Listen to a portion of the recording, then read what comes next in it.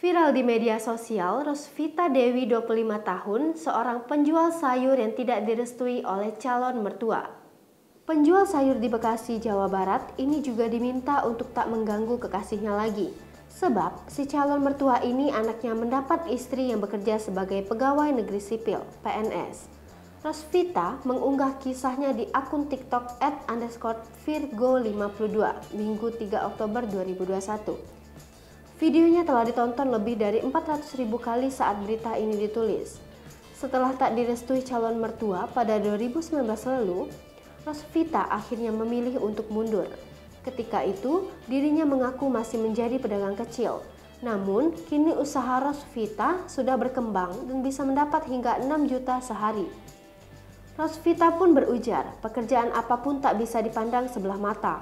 Menurutnya, seseorang akan mendapatkan rezeki yang baik apabila berusaha keras. Ia menambahkan, awalnya hanya iseng mengunggah kisahnya tersebut ke TikTok.